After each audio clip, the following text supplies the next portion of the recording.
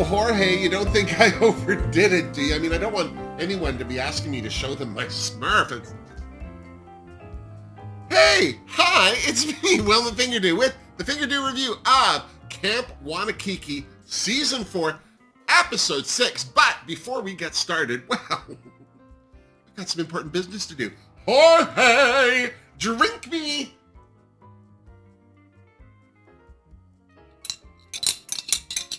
So what, you just stopped trying? Oh, it's to match my ensemble. Why, thank you, Jorge. Your little mystery cocktail never hurt anyone. Oh, I spoke too soon. So you didn't bother putting anything in this, just vodka. You opened the bottle and stuck a straw in it. My kind of cocktail, let me tell you what. Okay, so let's get to it. This week, the Sugarbaker twins were challenging their cognitive skills with a puzzle. Still seems a little difficult for them if you ask me. That's when Ruthie barged into the office with some sad news. Apparently, they'd worn out the campers.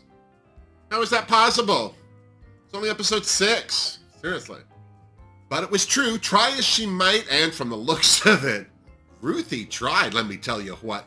She just couldn't wake them up. So, thinking that they'd need new campers, even though they'd already sent half home, sparked an idea for Betty and Ruthie. So, with nuts and tranquilizers in hand, it was off to the woods with them for a mysterious task. And what was that mysterious task, you ask? Why, rounding up the eliminated campers, aka hikers, who were still wandering around the campgrounds for some reason, in full drag. And let's be honest, they didn't really put up a fight. I mean, they had nothing else to do. When the remaining campers finally got out of bed, they were greeted by Ruthie, the twins, and the eliminated campers. And that's when Ruthie and the Sugarbaker twins told the campers what the daily activity was. The campers and the hikers would be pitted against each other. If the campers won, the hikers would be sent home. Just like that.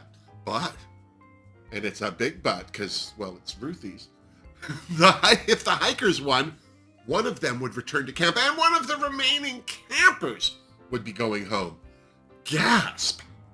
And how would they be battling it out? Paintball. Of course. What was I thinking? The campers were feeling their oats as the actual top 5 and deserving of remaining so, but I didn't hear much of a game plan. The hikers, on the other hand, had more at stake, a chance to return to camp. So, they planned to work as a team to win the daily camp activity and to double-check each other's talent show outfits so they'd be as perfect as can be. Seriously, feels like one of those campers is making a comeback. Just me? Let me say this. They play a different style of paintball at Camp Wanakiki than I'm used to. I'm so serious. Instead of paintball guns, they just threw the paintballs from these little buckets at each other, which I thought was hilarious, especially after watching a couple of those campers throw, bless their hearts. What was even more hilarious was after each throw, the campers and the hikers had to take a step towards each other. By the end of it, they were practically standing nose to nose. Too bad it didn't improve anybody's aim, I'm so serious. When Ruthie and the twins called the ceasefire, it was announced that the winning team had won by only one paintball hit, but which team that was would be announced after the talent show. This week's theme for the talent show was a black light glow party, which is convenient because this week's badge was the glow job badge. That's so dirty and yet friendly and oddly luminescent. Just like a lot of light around when I'm giving a... First up for the hikers was Lily St. Queer and her tale of a financial analyst who turns into a lizard person. Although Lily had some difficulties getting her cover-up off, the glow in this dark part of her talent show looked more like a robot under the lights than a lizard. That didn't make it any less glowy, so I gave it a Fingerdo. Clinica de Precious translated the theme glow party into whatever they were wearing in Clue. So, she dressed like a French maid, and to be honest, she wasn't wearing all that white trim. I don't think she would have glowed at all. Seriously. Is this my first Fingerdo for Mr. Precious? I think it is. Wow. Deja D's neon look was simple but effective. What really pushed it over the top was that LED mask that she had on at the beginning. That was cute. And then she ditched the mask and the outfit and wowed us with this neon green deliciousness. Finger do for Triple D, just saying. Hillary Yaz's disgruntled tween was hilarious, but when the lights went out, she turned into a serious gamer. Serious enough that the Sugar Baker twins should be worried. Hell, I'm a fellow Canadian and I was worried. I just wish that Hillary's neon look had been stronger, where her makeup and apparent messages that she was trying to sport were concerned. Because they weren't, I had to give my fellow Kaneka a finger don't too. Such a treat. I have no idea what Coleslaw was going for with this look. She was like the Kids in the Hall's chicken lady's weird parrot cousin, and I was totally okay with that, so finger do for Coleslaw, seriously. Then it was time for the hikers. Pola Frost went first in a Lee Bowery cloud of glow-in-the-dark goodness. Again, I'm getting Joanne Worley from this. Anyone else?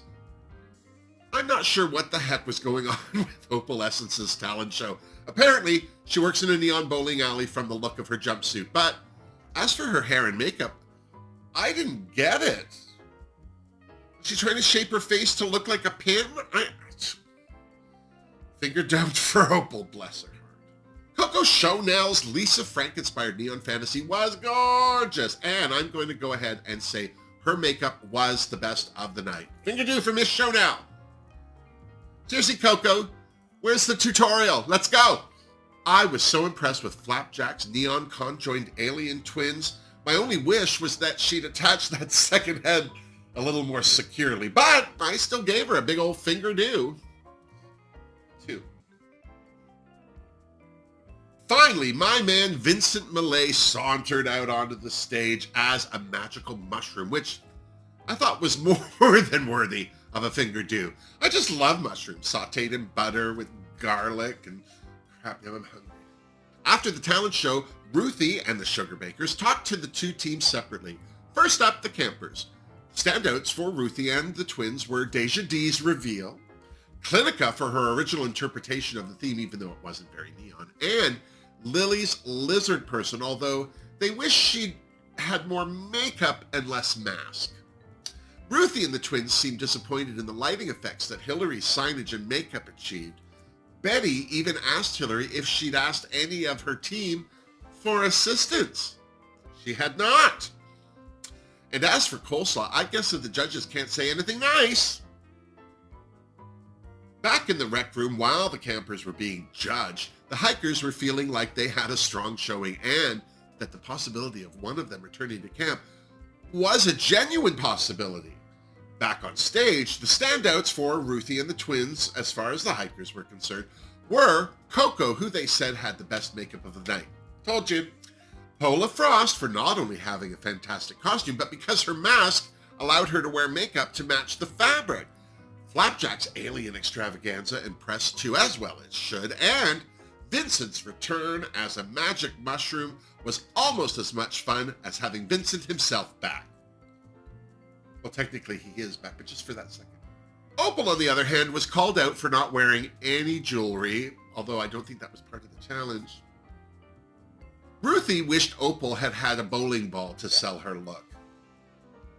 Instead of jewelry, one on each ear. Then the hikers were asked why they should return to the competition, and if they couldn't, who of the other hikers should? Well, Vincent said he should get to come back because he left too early to show them that drag kings can run with the big dogs too. And if he couldn't come back, he felt that Flapjack should because, well, her alien costume was amazing. And Pola thought she should come back because she constantly placed high in the daily activities, and if she couldn't, well, then she felt Vincent should be the one to come back. Well said. Flapjack had promised when she was first sent home that if she had ever got a second chance, she would fight for a place at camp. And I think we can all agree that's exactly what she did. As for who she'd like to see come back, well, she picked Vincent as well. Two friends. Opal picked Pola to come back because, well, she's so supportive. Although, why she didn't say why she should stay could just be reality sinking in for her. As for Coco, she wanted to return to camp because of the work she'd put into her drag over the last 5 years. As for who she'd picked to come back, she chose Pola as well for her kindness and support. And then Ruthie and the Sugar Bakers brought out the campers and the hikers for this week's results. First off, the winners of the paintball battle. It was the hikers. They won by 1 hit, which meant one of them would be replacing one of the campers. Gasp. So, who was coming back? I am so very, very happy to say it was Vincent Millay. And who would be taking a hike with the eliminated hikers?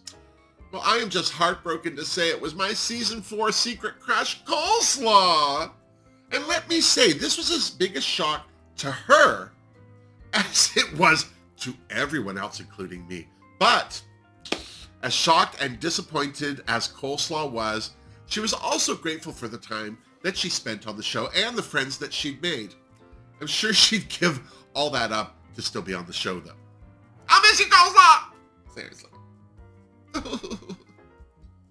So, what do you think? Are you as shocked as I am that Coleslaw took a hike?